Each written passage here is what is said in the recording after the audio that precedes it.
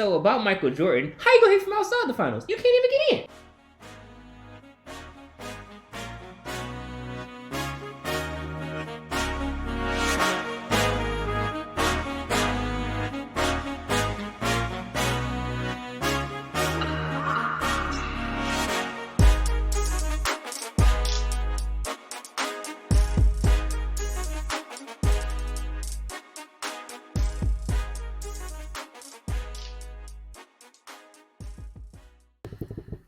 Hello and welcome to the Basketball Addicts Podcast. The podcast where we answer the question that everybody wants to know: how you hate from outside the finals? You can't even get in. How can you hate from outside the finals? You can't even get in. That is like the main question that everybody wants to know. But that's not what we're going to talk about today. Today we're going to talk about who is the best at what. We have awards podcast, ladies and gentlemen. Let's go. We're going to talk about the MVP, the Rookie of the Year, Most Improved. We're going to see if maybe LeBron James might be left off some lists. Let's see. You know what I mean? Is Anthony Davis going to be left off some lists? More than likely, he's made a paper mache.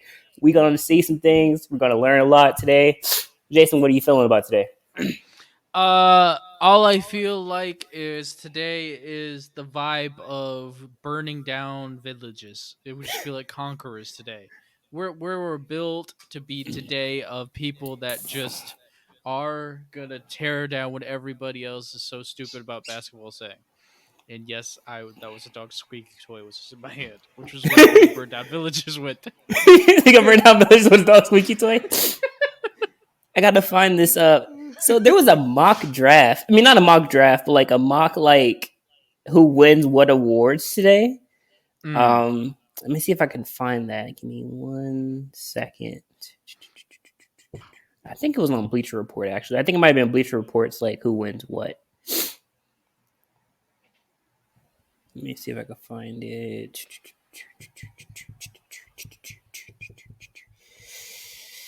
What are your end of the season thoughts? Here's some things that happened in the media today. For one, Frank Vogel finally got fired after 3 NBA seasons with the Lakers. Thoughts? Dear God, what's the point of waiting till the last game of the season the day after? Nobody gets fired the day after the season's end. If they haven't known for like months on end that this guy sucks at coaching, and you just wasted LeBron James averaging 30 points a game because for some reason Frank Vogel is getting this leniency, which I completely disagree with. I mean, Frank Vogel is not an NBA head coach. I wouldn't trust him to coach my little league team in your local high school. I don't care. This guy can't coach. That's the reality. And they knew the reality. And I feel like the Lakers showed that they suck organizationally as well by the way that they handled this situation and waiting to the offseason. They basically gave up on this year. Honestly, that's the way I view it. Because you remember that there was some news like that the Lakers were on such a downward trajectory that they were going to like evaluate Frank Vogel game by game and possibly fire him after the All-Star break if they never improved. Yes. Well, newsflash, guys, they never improved, and you wait until the last game of the season to be like, wait a second. Exactly. Now I see it. Now I see what you guys are talking about. What? Mm-hmm. Okay, listen. The Lakers, I respect the organization because they're storied, dynasty. Oh my God, Kobe, Wilt, Jerry West, all these big names, LeBron. Okay, But there comes a time when the finger needs to be pointed at an organization. There's a lot of things wrong with that front office. From what I hear is that, even with, so I feel that in Cleveland, because I'm gonna talk about something for a second. In Cleveland, we don't have much leverage. You know what I mean? We're a losing team, we didn't have a dynasty. We didn't have a championship caliber team. We draft LeBron or whatever. LeBron is able, once he's like developed into the person that we think, the player that we thought he was going to be, of course he can have whatever he wants. We're going to give him whatever he wants every single time. You know what I mean? Just so we can make him happy, make him stay. They had a little more leverage because they had a championship caliber player in Dwayne Wade. They got a championship out of Dwayne Wade and Shaq in 2006. Lakers have a year's worth of championship experience, championship caliber players who come in and out of those doors. Shaq, Kobe, Wilt, Kareem, Magic, list goes on and on. So my problem is that if if they never thought that Russ was the best fit for the team, they have leverage over LeBron because LeBron is just one player, but you are an organization that has produced dynasties. So I mean, Mm-hmm. in your basketball mind, you would assume that they would know the game of basketball, right? Mm-hmm. That they would understand it to some extent where they would be like, maybe Russ might not be the best fit. Maybe we should go DeRozan. Mm-hmm. How good would he have looked on this team, man? You know what I'm saying? Mm-hmm. You get what I'm getting at? Like, Yeah. it just doesn't click for me because I feel that there's a problem.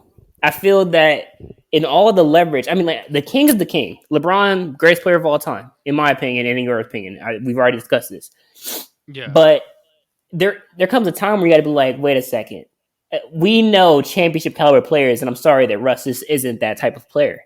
You know what I mean? You can step in, you can veto this. You don't have to definitely, okay, listen, we're going to give you exactly what you want because you gave us AD, you gave us the championship. You know what I mean? The first championship since Kobe, and but you have to in your so called infinite wisdom, you have to be like, we know, I would Mm-hmm. trust a front office that has produced champions before, in its history to make the better choice over a player, in my opinion. Yeah.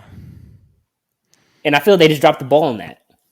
They Yeah. decided not to get Buddy Hield. They decided not to get DeRozan. They decided to ship away all of our defensive talent for Russ. And I mean, look how that season turned out. Not saying that I'm mad at Russ, that I don't feel that he was a great player, but I feel that the season kind of exposed him. It kind of put a real I mean, it's like in a dark tunnel. They put a flashlight on Russ and was like, "Hey, wait a second, are you out there hiding?" Like it's like you're not the player that we thought you were, especially because like in Oklahoma and places like that, the flashlight and the spotlight is not so much on you that so like not in the way it is in LA.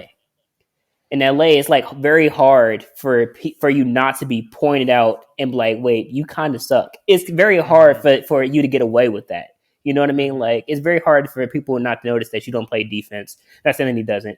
It's not very hard for people not to notice that you have a terrible shooting percentage because they're going to notice these things because in LA, especially playing next to LeBron, you're going to have a bigger spotlight on you. So everything will be scrutinized under more scrutiny than what it normally is.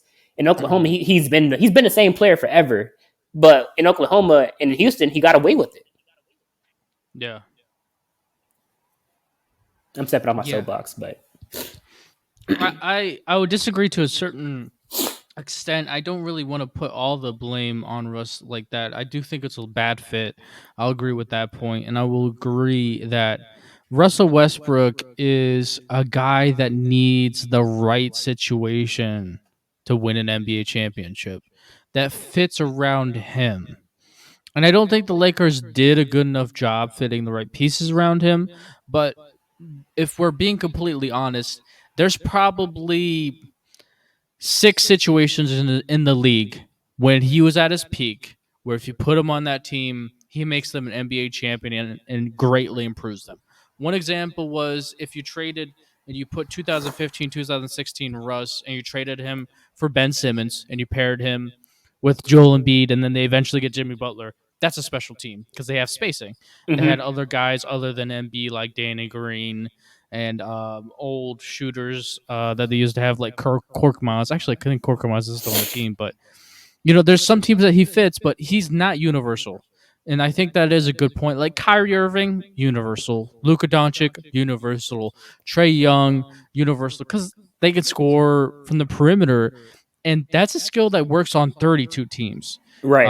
at an elite NBA championship level. So I feel like that's the more accurate takeaway. And I do feel like one of the underrated things is, if we're going to be honest, he has slowly been declining athletically. And he's an athletically based player. It's not really the same as it used to be 2016, 2017. It's a natural thing that comes with time. Um, that's where I mean, I do think DeRozan was you move heaven and earth to get to Mar, especially looking back at it now. And that's just the sad reality is usually can't look back at it after it happens. You got to grab it when the moment is there. Yeah. Like, and then the Buddy Hield thing. I mean, like what we were missing this year as Lake. I mean, as part of Laker Nation. You know what I mean? For the Lakers, is that you were missing shooting, you're missing defending. Defending is what you had. You had Caruso, who turned out to be a definitely like a top defender in the league, and now he's playing for the Bulls. You know what I mean? You got rid of KCP. Mm-hmm. Yes, he runs around and fouls some games. He may not give you points, but he's a good defender. I mean, like a lot of these guys that we had on our team, you gave away. And now we just have to look back, evaluate the season. I mean, yeah, you can fire Frank Vogel, but what are you going to do personnel wise? Something has to change. You have to bring in defenders. You have to bring in shooters. Get a little bit younger, not too much younger because you want championship experience. You have to get younger. I mean, you can't have the old folks home. You know what I mean? As your starting lineup. Mm-hmm. I'm sorry, you can't. Yeah.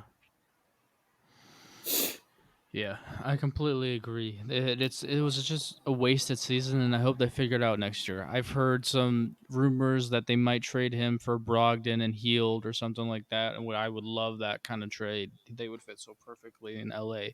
They just need to move him and hit restart, or LeBron needs to move something of that nature. But he's you just got to move that salary and try your best. I don't care if you move him for a crappy bunch of players. Move the salary. Yeah, That's the point. You got to move that salary and make moves in free agency. yeah, exactly. Some things that I've been hearing is actually like AD might be on the chopping block. That I agree with. Yes. The best type of player is a player that can play games. Mm-hmm. He can't.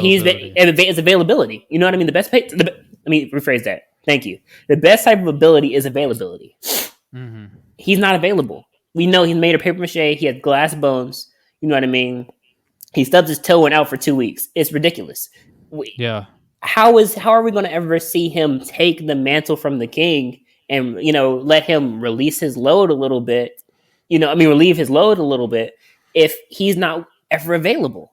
Then you get stuck with a Russ and LeBron. That doesn't work. We see that doesn't work because it's not enough balls on the floor. LeBron is a ball dominant guy. Russ is ball dominant. The only person who can play off ball really is like LeBron or AD. But because AD doesn't really bring the ball up the court. He creates for himself. He creates for himself from like a certain range. He creates for himself in the post. The other two, the latter, what I would rather say, like LeBron and AD, they need the ball in their hand. I mean, LeBron and Russ, they need the ball in their hands consistently. That's how they play make. Something has to happen. You have to be available.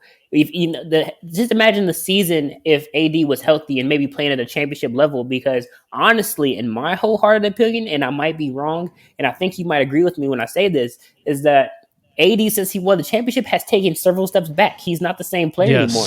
I feel like he's become complacent. He's like, I got one. Mm-hmm. I'm going to be recognized forever. You know what I mean? As winning in the bubble, I'm going to be recognized forever as a championship caliber player.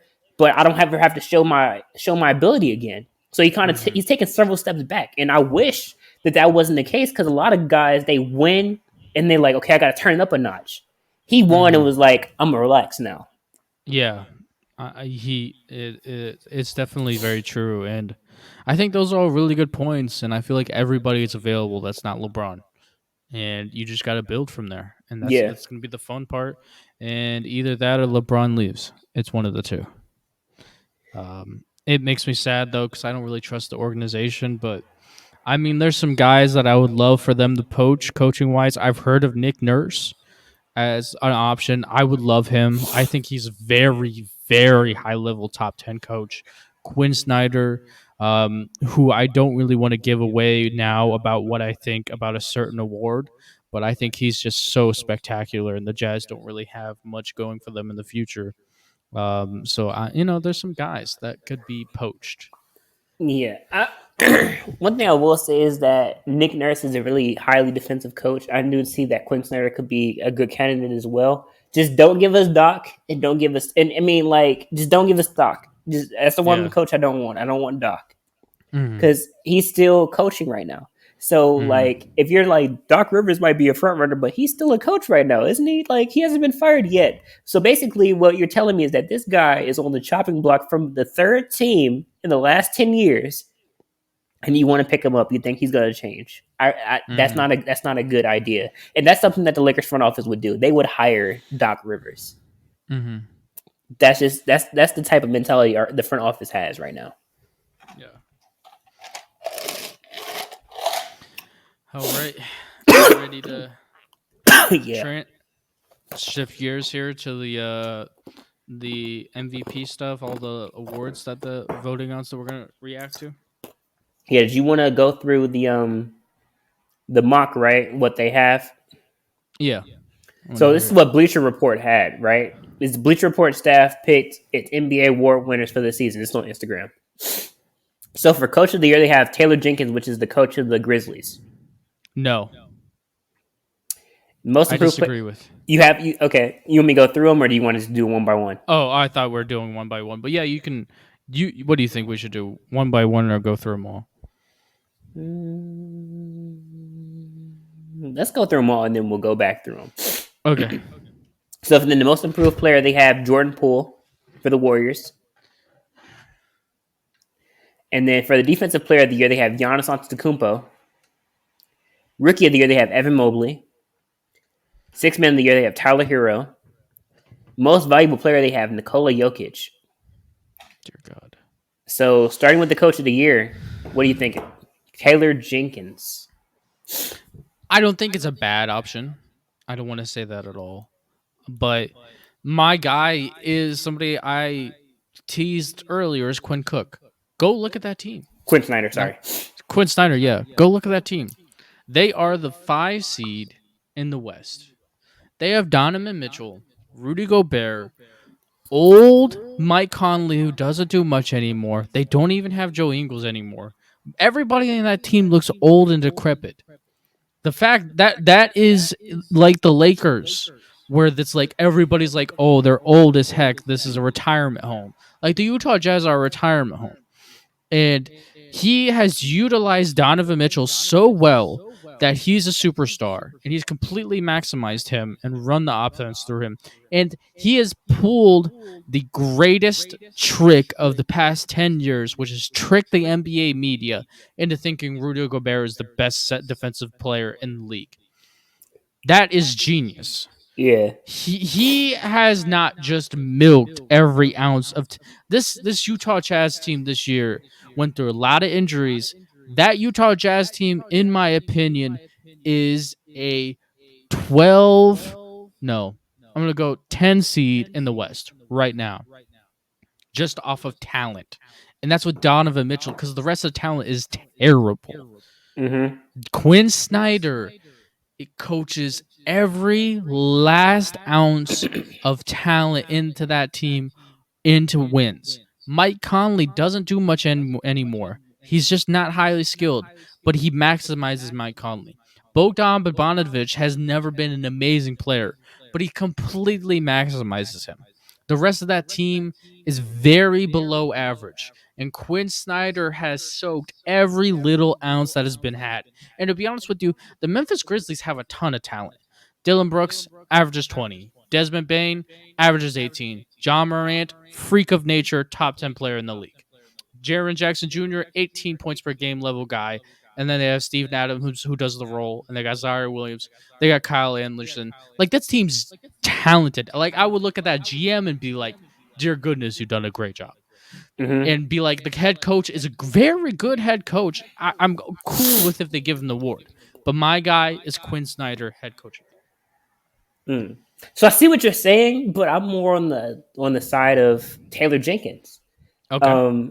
I'm glad I finally figured out what his name is. But yeah, I'm more on the side of that because you know how I view the Grizzlies. I view the Grizzlies as one of those teams that could possibly take it all this year if it was such a weird NBA season where everybody's hurt, people are not playing. You know what I mean? It's just like it's wide open. It's like for the taking for anybody. Matchups are a big part of the NBA, and the NBA matchups are being taken advantage of. Grizzlies get the right matchup.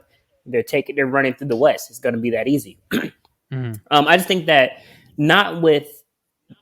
I would say that he has maximized the talent of the Grizzlies to the point where I can look at him that way. To say. Yeah, I Huh? completely understand where you're coming from. So where I would me personally, I don't know who else may see him like this. I mean, besides like Grizzly fans, but like me personally, I see them as a championship contender. Like he's maximized the talent. Mhm. Like you know what I mean. Like think That's about true. this for a second. Like okay, so you draft Ja, right? Ja's instant, instant. Dylan Brooks comes in Mhm. instant. But then, like, you look at Desmond Bain, you're like, wait a second. I didn't even know he was on this team for a second. And he just comes out and drops like 30, 23, 25. He's like, big number, big number, big number. Jaren Jackson, big numbers, big numbers. These guys are fun to watch. I just think that he's really outcoached what people thought that the Grizzlies would be. Starting last year with the drafting of John Morant. I think that's really what happened this year. So I feel like he's really taken the talent. Like, yeah, you're right. It is great talent, but he's taken that talent and he maximized it to like his. I want to feel like it's at his ultimate right now. It's at its peak. This is like the next dynasty coming. This is the new Golden State coming. Like young talent, hungry guys who just want to win, who are like everybody who's surrounded by John Morant are winners. That's very rare in today's NBA.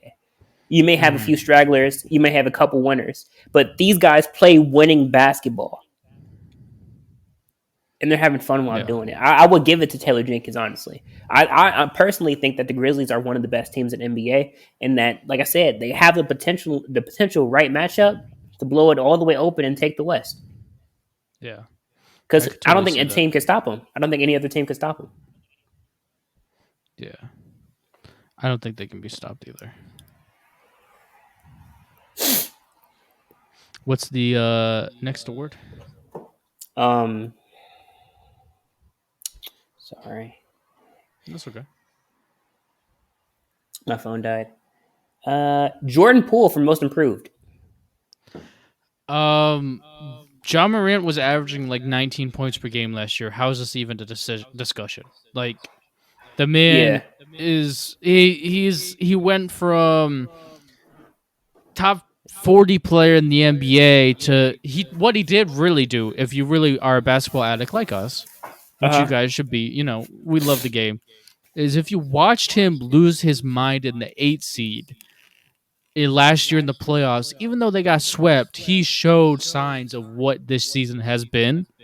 So he took that playoff momentum into this year. I mean, if the guy's averaging less than 20 points per game last year and he's averaging 27.4, 7, and 6 on a team that's like the second best team in the West, like, why is this even a discussion, Chris? Like, I understand people don't want to give it to him because he's so obvious, and I love Jordan Poole. And if you, again, love our podcast, you would know that we had him as the sixth man of the year before the season started.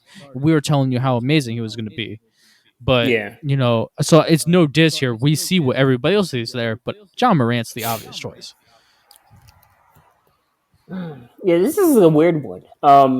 For me, because I can see both sides. I can see the John Morant one. I can see the Jordan Poole one. Um, it's really hard for me to lean one way or the other. Because I Mm-hmm. mean, I think Jordan Clarkson won it last year, but I mean, I thought that Jordan Poole should have got it last year. So because he was already showing flashes. So I mean, I feel like the way that this award is right now, um, is kind of like the media being late to the Jordan Poole party. Yeah. And they're like finally realizing, like, hey, wait, this guy is good. We're sorry about being wrong about you. Here you go. Yeah, Here's this award. it's like a consolation award. I don't want to give him a consolation award, Like Yeah. it's Yeah. like we missed it last year, but you can have it this year. We'll say you're improved. It's like, huh? Yes. Yeah. Yeah, exactly. 100% correct. So I mean, I personally I can't lean either way because like I mean I see the jaw thing. Like that might be where I would lean most, but I can't lean toward Jordan Poole because I just feel like it's just the media trying to correct a wrong from last year. Yeah. That's a fact. So you know what? I'll agree. Ja Morant will be my most improved. Yeah, it's hard to disagree with a star like that. And Yeah, you love the Grizzlies. of course. Yeah. What's next?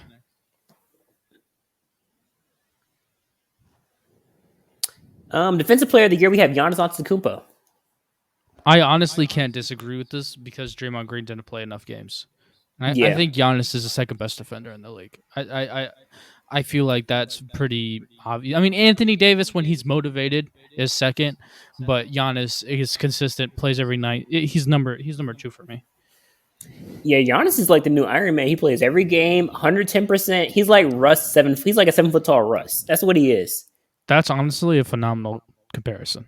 This is very, very good comparison by you. Yeah, Yeah. I couldn't agree. I mean, I couldn't agree Also, with you more though. Go ahead.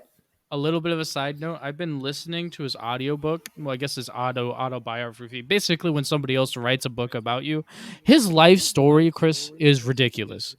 Like, he was an immigrant from Nigeria and like went to Greece, and he was selling like trinkets with the side of the road. Is like his parents and his family were like very, very much in poverty to the point where he was skipping meals regularly in practices and like fainting in Mm, practices. And like his life story, Chris, is so ridiculously inspiring that he'll have a movie one day. There's gonna be a world class movie that's gonna come out. And this guy, it's crazy.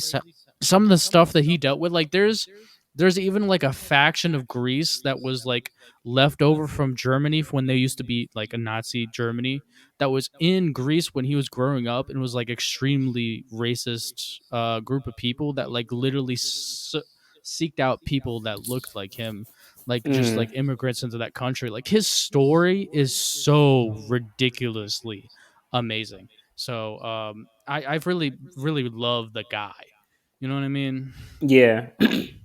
Everybody loves a good story where people overcome and like become something great, and he's definitely overcome a Yes. lot. I do. I would love to check out that autobiography if you have the name. Oh, I have it on my audiobook. I'll just share it with you. Oh, My bet. Audible. All right. What's next? who, who do we have next?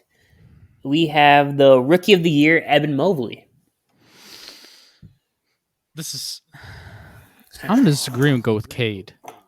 Ooh, I wasn't expecting Cade's that.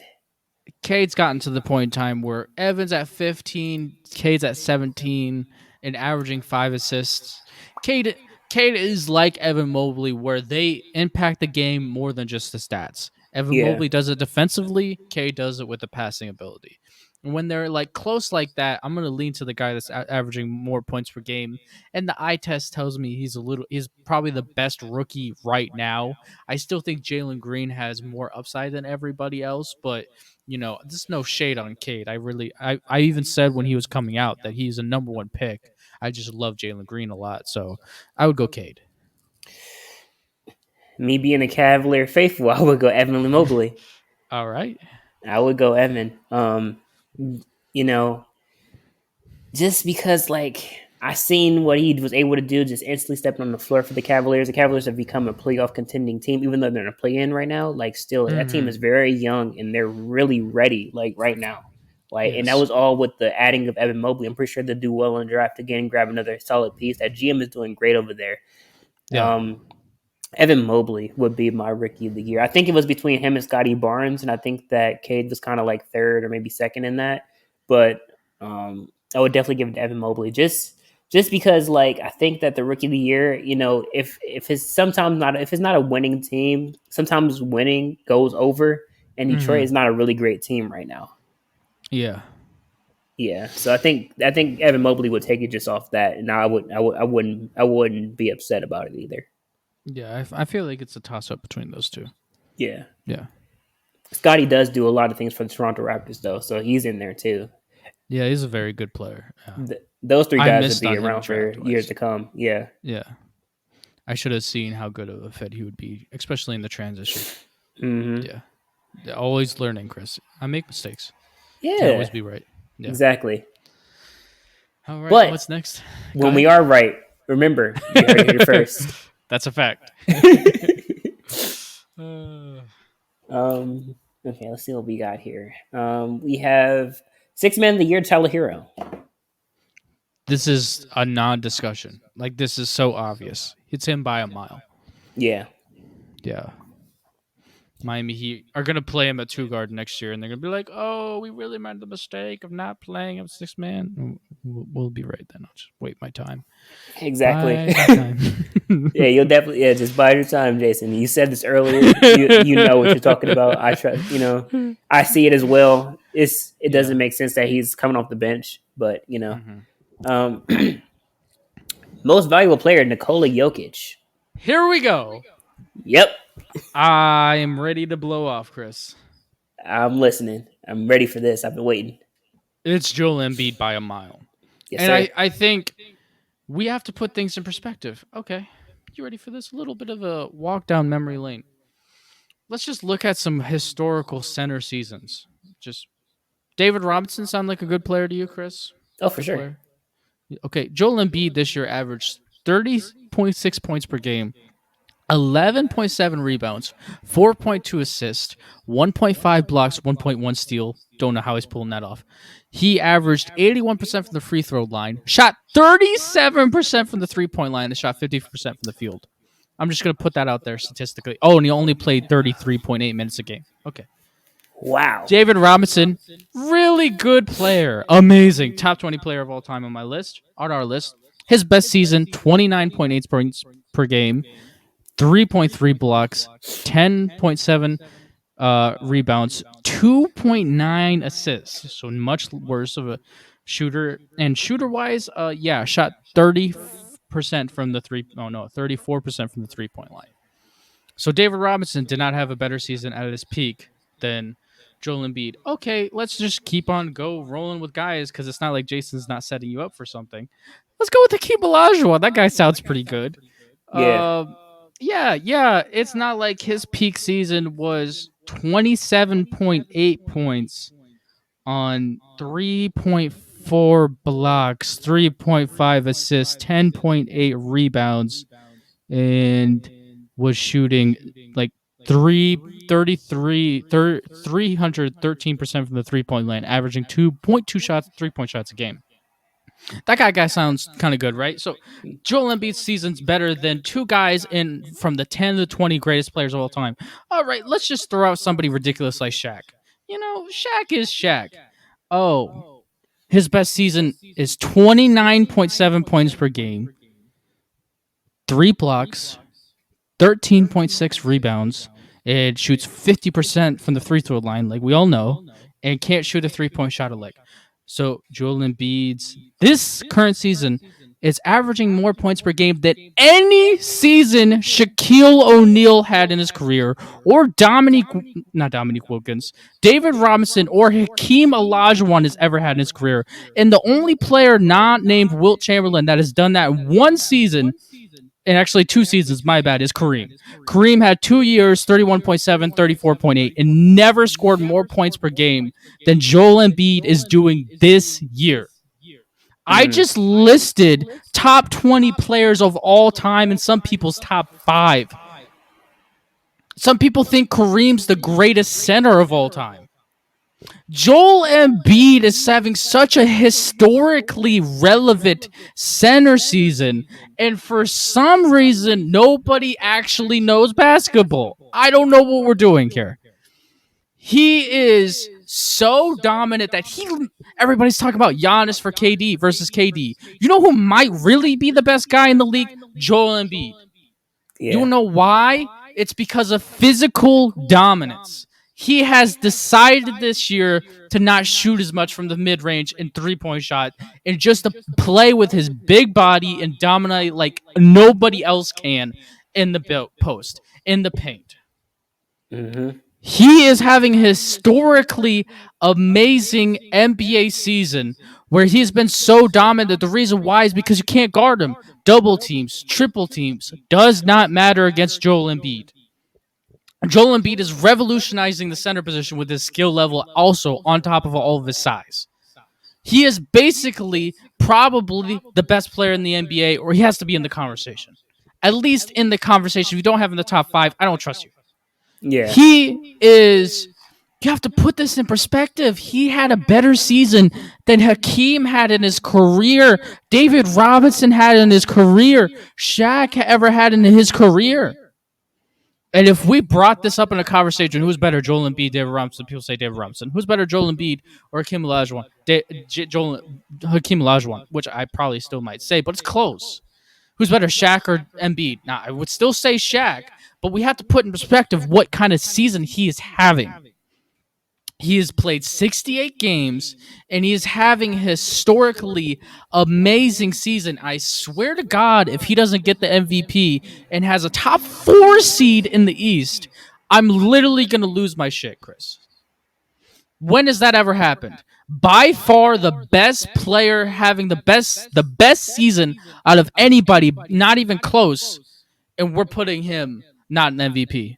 Like, Nikola Jokic is a good player, but he's one of those players, when you're a great passer, you get easier looks. Why? The defense doesn't play you as close. The defense can't double team you because Nikola Jokic is going to tear you up. Is that part of his gifts? Yes. Does he have a positive influence more on a team more than just his stats? Yes. But what Joel Embiid does is be so ridiculously dominant that nothing can be stopped, and it makes defenses overextend to such an extreme extent that is more valuable than Jokic's passing. It's because if you would actually watch Shaq versus Jokic to nail down the point, Shaq would just destroy the inside so much that everything in the offense defensively had to be focused inside, which makes everything easier from everybody else. You have to understand that some players are just underrated, and this is the guy. He legitimately might be the best player in the NBA. Seriously, Chris. And it's him by a mile for the MVP, and if he doesn't get it, I'm going to riot. Now, you just basically said everything. Like, I feel like I gotta find my place where I can, like, comment, but I don't see anywhere where you are wrong. I can't disagree anywhere. In my mind, I can't disagree. Because I see everything you're saying. I understand everything you're saying. This right here works. I'm pointing to my brain for if you're not watching. So how can I say this? I got it. So every single time we have this conversation, Nikola Jokic versus Embiid, I always say the exact same thing, and you know where I'm going with this, Jay. I always say that Joel Embiid is the most dominant center, and Nikola Jokic is the most skilled center. And this year, Joel Embiid has truly shown off his true dominance of the league. And I can't understand why we are taking Giannis versus KD and not throwing Joel Embiid in that situation, because Joel Embiid really carves up those two teams. And the thing is, a lot of people have this argument where it's like, oh, Joel Embiid is only great right now because he has James Harden and it's taken a lot of looks away from him. Let me tell you that James Harden has only been there for about 2 months. We're talking about an entire season where if you don't get MVP off 2 months, nope, you don't average 36.6 points off of 2 months. It's over 82 games. So I'll humor you. So James Harden maybe 60 days where it's just about maybe 11 to 12 games, maybe a little bit more out of 82. So that means that Joel Embiid has been dominating the game for at least 60 to 70 games out of the season. And James Harden has only been around on that team for maybe about 11 games toward the end of the season. Make that make sense how he's not the most dominant player, how he cannot be the best player in the NBA right now at this very moment when he has dominated. He has shown, yes, the game has become easier, but who didn't need a second in command? This offense, because Ben Simmons refused to play, has flowed through Embiid. This is the most efficient the Sixers team has ever looked when it's flowing through Embiid. This Sixers team is definitely a legitimate team right now.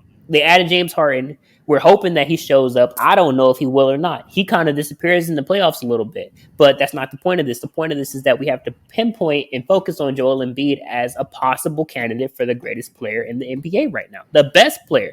You can't push up and hold everybody and hold Giannis and KD in your hand and put them like, okay, we're going to put them all the way up here. Mm-hmm. And then, okay, wait, Joel Embiid is averaging more points than both of these guys put together. Wait a second. We can't put him up there. We got to drop him down here because you got James Harden.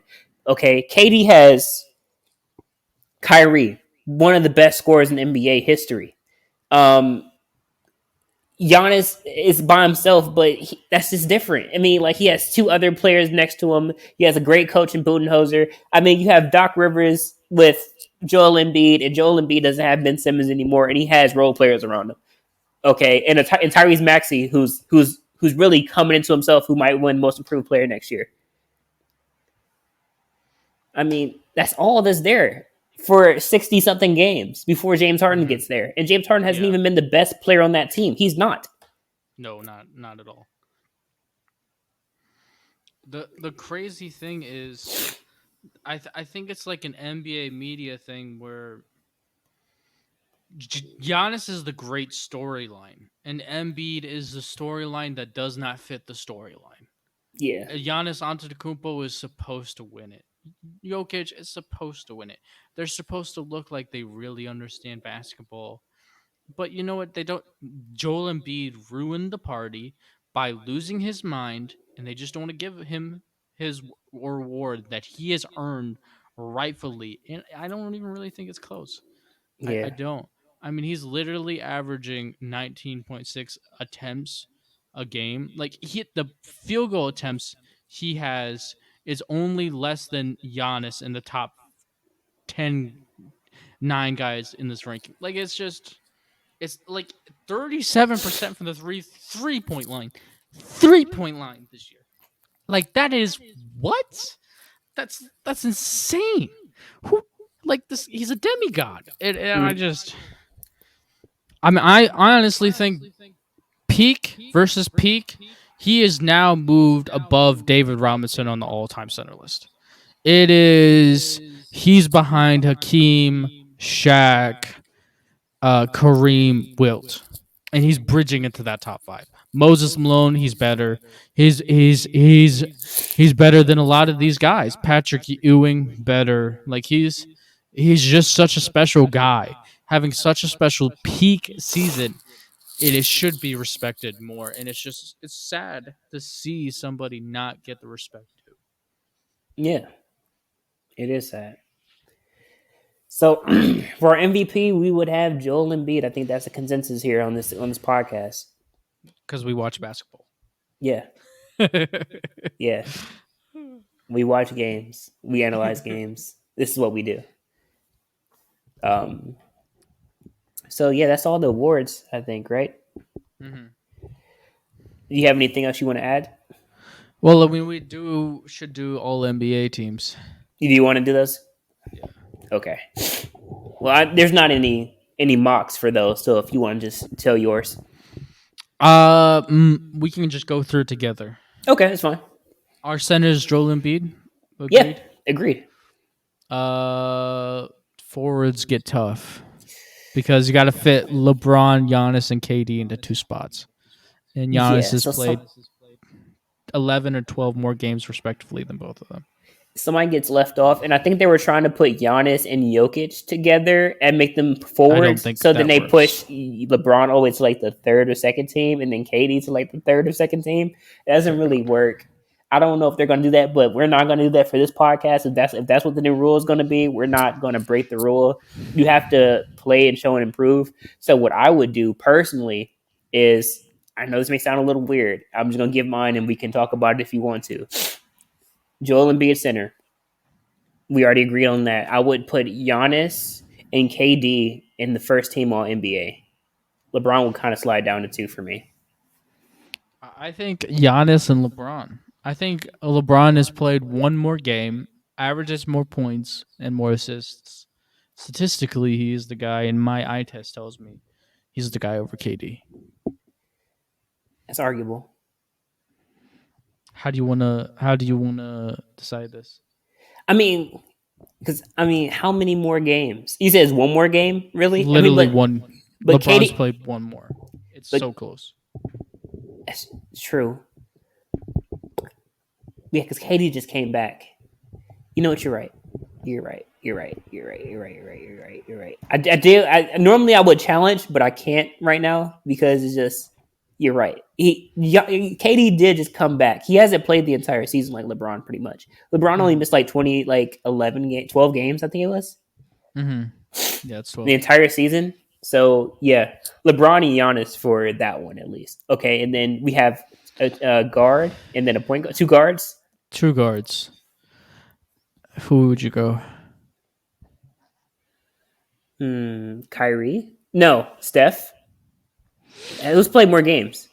Steph has played 64 games, but he's averaging 25. Luka's played 65 games. He's averaging, dear goodness, 28.4. Trey's played 76 games, averaging 28.4.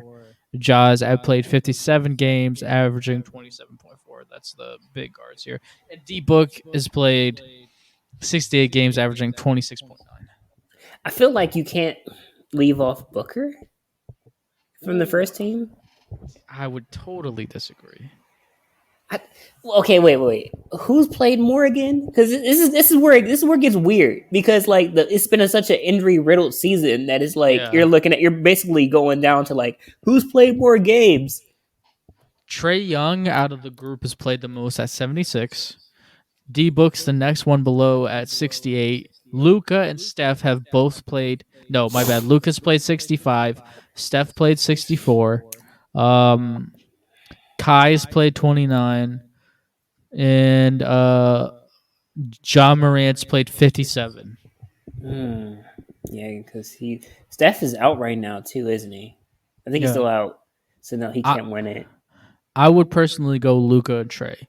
I think Trey's played enough games, and he's literally the second leading scorer by a lot. And I think he's leading his team, even though his team just sucks defensively. And Luka speaks for himself. I mean, Luka's Luka. That would be my two at the guard position. That's kind of I was leaning toward Trey for sure. You said Luka.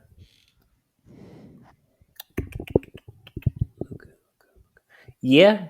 Because what is it? The difference is 3 games between him and D Book, right? 68, 65? Yeah. I like Luka a little bit more though.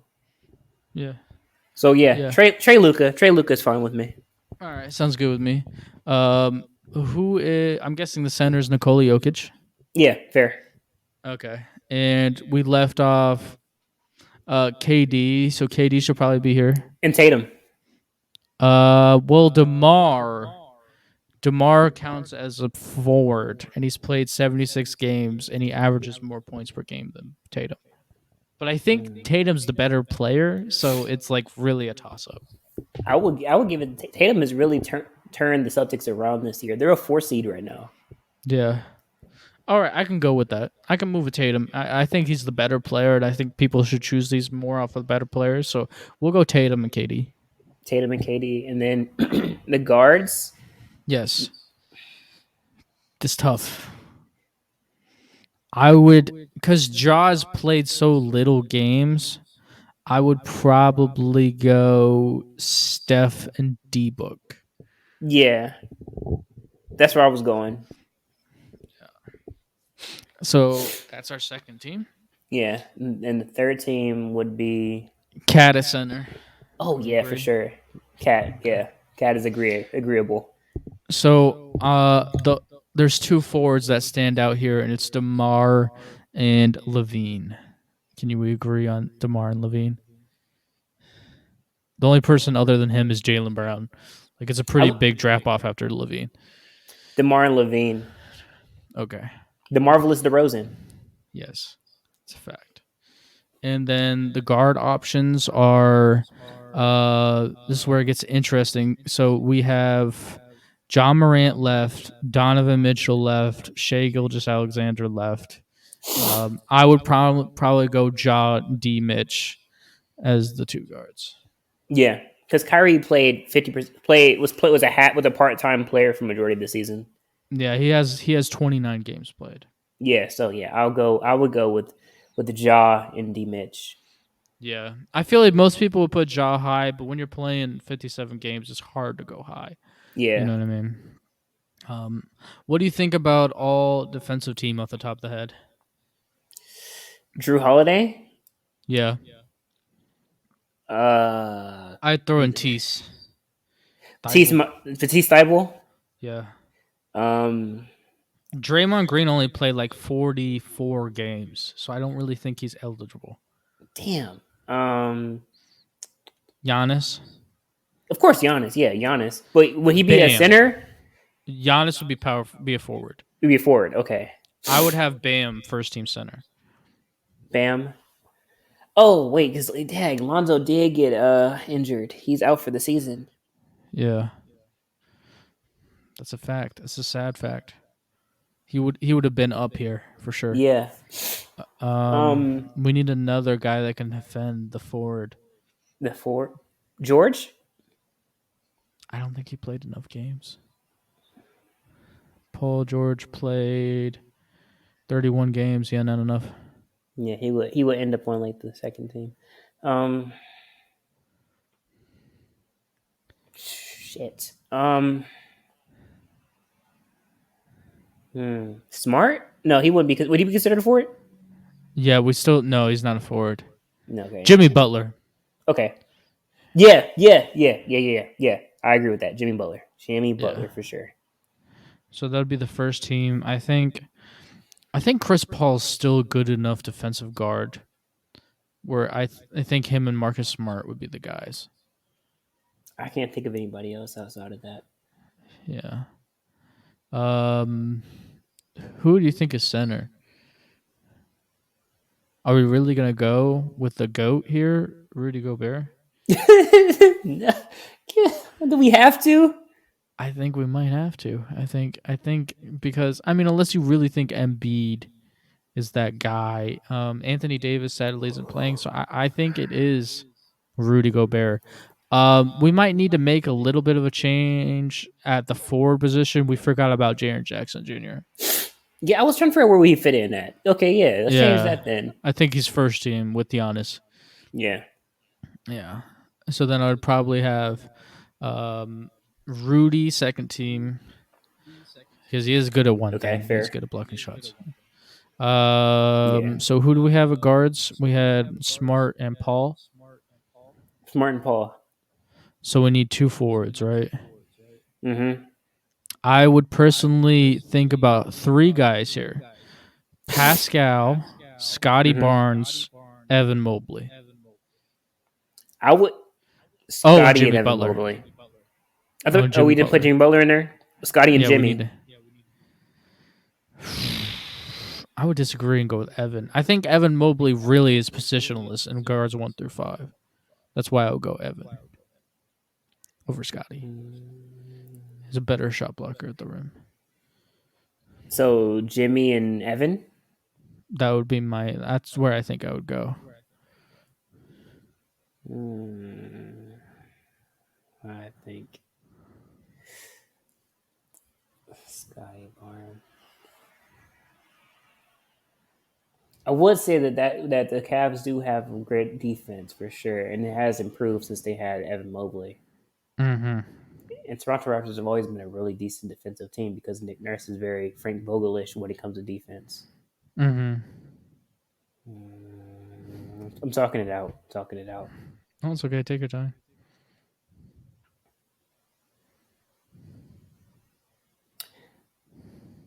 I know I changed my mind a lot. It seems like, but I would go with Evan too. I can see that. He gets extra brownie points because he's a Cavalier. That's a fact. He's got to be somewhere. Yeah. So, where do you think we should do all rookie teams first and second or not? I mean, 'cause I don't know anybody else. Like honestly, like rookie wise, nobody really improved or showed anything to me besides like outside of Cade, Mobley, Barnes. I mean, Davion Mitchell kind of got lost in the shuffle. Like I don't. I mean, I wouldn't know. I just honestly, me personally, wouldn't know. Yeah. Do you want to know somebody that really hit the gas pedal at the end of the season?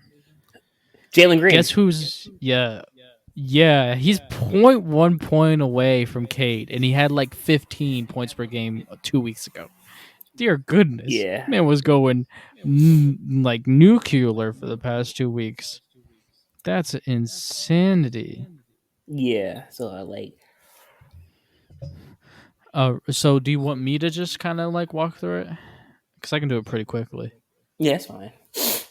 It would be K, Jalen Green, Scotty Barnes, Franz Wagner, Evan Mobley at the center, Chris Duarte as we'll just leave him as a backup guard, Josh Giddey as a forward, Jalen Suggs as a second team guard, with Davion and Bones Highland just missing out. Alperen Sengun's I can't move looking ass as second team center because there's nobody else, and Jonathan Kuminga because Kuminga's flash and ridiculousness.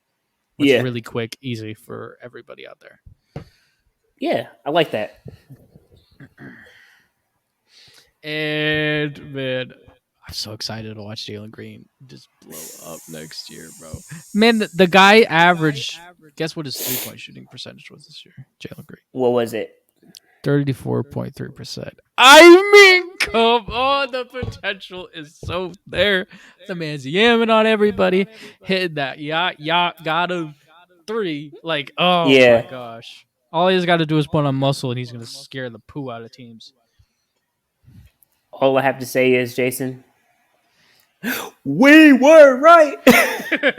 That's a fact, bro. That's a fact. We're right. Go back and watch it from last year's draft podcast where Jason became the GM, narrated by moi. He said, Jalen Green, oh my God, he's amazeballs. Check it out. I did. He's so special. Yeah. Yeah. Right. I feel. Do you feel like this is a natural stopping point as well? Yeah. Do you have any final thoughts? No, I don't. I feel like this was productive though, and hey, everybody, the play-in tournament is a coming, and you know what that means? We're gonna know next week what the seeding is, and you're gonna want to hear our brackets, our takes. My brain's already cooking. We're gonna have some good stuff for you. So come back next week and listen to the greatest podcast on earth. Thank you, and I'm out. Also, Chris. Yeah. So you know something funny? What? I don't know if we've tracked this, but it might be worth looking back at. A little bit of a personal story here. When I was talking to my now girlfriend, I said to her on the first text message, which is such a basketball addict podcast of me, hey, I'm about to go record my podcast. I'll talk to you later. I think you're cute. That was my first dating app intro, which, it was our first podcast episode. My girlfriend and I's year anniversary is this Sunday. You know what that might mean? It might mean our anniversary as a podcast might be this Sunday or the Sunday after. We're gonna have to check. I think I can do it right now. I think it is. I thought it was the 4th, but maybe it's the 14th. We're gonna run it back. Oh yeah, we gotta bring up Spotify. Also, hey, you see those ads? Yeah. We got that ad revenue. We're talking about year 1 goals. Dear goodness. Yeah. Grind it out from day 1 all day. There you go. Day. And just one on top of that, just that we couldn't have. What's up? We missed it. I know it was the 4th, wasn't it? It was the 3rd of April. Yeah. Happy 1 year, partner. I mean, about a year ago, we were talking about role players. That was our second podcast. Was role players? Yeah. April 8th. Evolution of Basketball, Part 1 in the 60s. Oh, that was fun. Yeah. All the Evolution of Basketball series. Dear goodness, that was so much fun. NBA playoffs. My favorite one from when we first started had to be the mid-season temperature check. That's where we got the how can you from Southern Pines? You can get in. That's where that came from. Yes. That's where that came from. Day 1. And if you don't know, that's me making that voice. My voice goes that high. It's hilarious. That's where that came from. It came from our mid-season temperature check. We really was like, we were going to start this podcast, and we were like, we're going to record it. Actually, little side note that Jason and I know that you guys don't know, but here's a quick story. So we actually started our podcast at the end of March. Almost. We recorded on, I think, Skype or something like that. And it went terribly. Yes. terrible audio, Yes. terrible. We did a greatest of all time podcast. Right off the That jump. was off the jump. Never released, never seen the light of day. No. Instead, we recorded that episode twice actually. Yes. And then we finally was multiple hours. Really, it was though. We Yes. sat here for a long Yes. time recording. Yes. We did that episode twice, and then we finally Yes. was like mid-season temperature check. Yep. And we haven't looked back since. No, sir. The audio is crisp. Credit to Christopher Muhammad. Thank you. Yep. The Magic Johnson of the podcast. There we go. Magic Johnson and Larry Bird. Yes, sir. Well, I did want to say something real quick. It's just that, without you guys listening, without you guys constantly, listening, tuning in, downloading, and just being great fans, we wouldn't be where we are today. I mean, we're not super famous, but I believe we're famous in your hearts. We're famous in our hearts. We love that you come and that you listen to us and that you look to us for, to see what our ideas are, what our takes are. We love that. We love giving you, our take on basketball because we truly do love the game. We truly are addicted to basketball. This is why we named it the Basketball Addicts Podcast. And where we are today and where we are years from now, we wouldn't be any of those places without you guys. We did just want to say thank you. Yeah, I think one of the most appreciative things about the podcast for me is like being able to come from the standpoint of like every time we drop an episode, we don't know what kind of personal things people got going on. You know what I mean? This might be an outlet for them for an hour just to think about basketball. We don't, like I really feel like the positive impact that we could possibly have moving in the future and what we may have already had so far is just such a giving thing. And I definitely never want to take that for granted. Yeah, I definitely feel like we definitely care about you guys as our fans. We care about everybody that listens. We want to be a community. We want you guys to just, enjoy the basketball ride with us and enjoy being first because, as we grow, more people are going to join, more people are going to listen, but you're going to be able to say that you listen to them first. You listen to them early before anybody else, and nobody's ever going to be able to take that away from you. And, it's, in the future, who knows? We might be interviewing NBA draft guys. You know what I mean? And you can be on a list of people that have been interviewed by somebody that interviewed somebody that was going in the NBA. Because, you know what I mean? Like, it's really, really cool what the future can hold and what our possible impact from this podcast can be. And I think it's a lot more than basketball. You know what I mean? It's more than basketball. It's definitely bigger than a game.